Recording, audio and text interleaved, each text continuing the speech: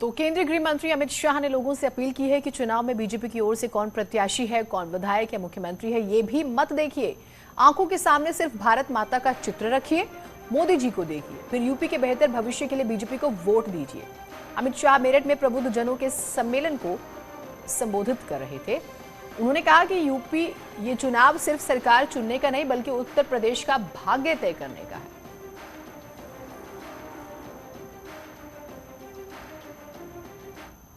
का चुनाव कोई एकमात्र सरकार चुनने का चुनाव नहीं है।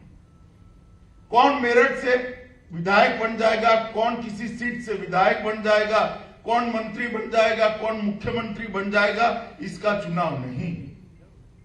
20-25 साल से उत्तर प्रदेश में जिस प्रकार से अंधाधुंध भ्रष्टाचार हुआ, जातिवाद की राजनीति हुई, तुष्टीकरण की राजनीति हुई, विकास के नाम पर लोगों को गुमराह कर दिया गया। एक सरकार आई तो एक सरकार ने एक जाति का भला किया, दूसरी आई तो दूसरी जाति का भला किया, बाकी सब ताकत।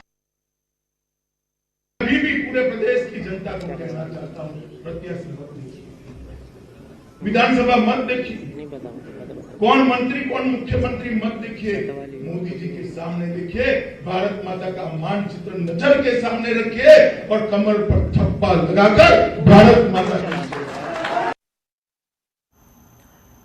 इस मौके पर उन्होंने केंद्र और राज्य सरकार का रिपोर्ट कार्ड पेश किया और इसी बहाने अखिलेश यादव, मायावती पर जमकर निशाना साधा।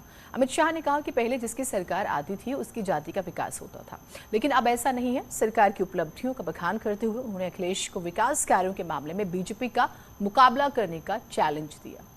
विपक्षी दलों पर तुष्टीकरण की सियासत करने का आरोप भी लगाया। अखिलेश बाबू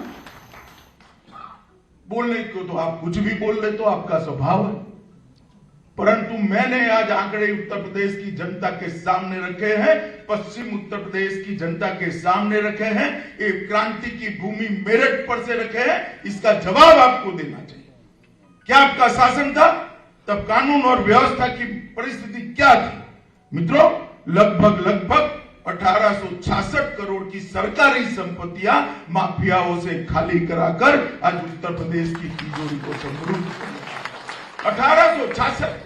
मैं पूछूं अकेली से आपको, बहन जी, मैं आपको पूछ सकता हूं किसके आशीर्वाद से ये 2000 करोड़ की संपत्ति? अखिलेश बाबू, आपके 5 साल में जो हुआ है गुना 5 कर जरा हिसाब मिला दीजिए, नहीं होगा। आप क्या विकास की बात करोगे? विकास आप नहीं कर सकते हो। जो जाति की राजनीति करते हैं, जो तुष्टीकरण की राजनीति करते हैं, वोट बैंक के लिए माफिया और गुंडाओं को खुले छूट मिलती है, वो लोग विकास नहीं करते। बीजेपी नेता लक्ष्मीकांत वाजपेयी ने कहा है कि अगर यूपी में रहना है तो कानून के हिसाब से रहना होगा, अगर कानून के हिसाब से नहीं रहना है तो यूपी की सीमा खाली कर दो। कि रहना होगा तो कानून के हिसाब से, और कानून के हिसाब से नहीं रहना तो कम से कम उत्तर प्रदेश की सीमा खाली कर दो। 5 साल की बसपा की सरकार और सपा की सरकारें जो पिछले दिनों रही हैं, उनके कार्यकाल में जनता से जुड़े हुए बिंदुओं पर हुए काम और अपने 5 साल के योगी सरकार के काम जो केंद्र की मोदी सरकार के समर्थन से हुए, उसके बारे में विस्तार से तुलनात्मक विवरण देने का काम किया। और प्रबुद्ध जनों की बैठक में इसलिए किया कि प्रबुद्ध जन ओपिनियन मेकर होते हैं, ये ओपिनियन बनाएंगे और जनता में हमारा विश्वास बढ़ेगा। एक छोटा सा ब्रेक ले रहे हैं, कहीं मत जाइएगा।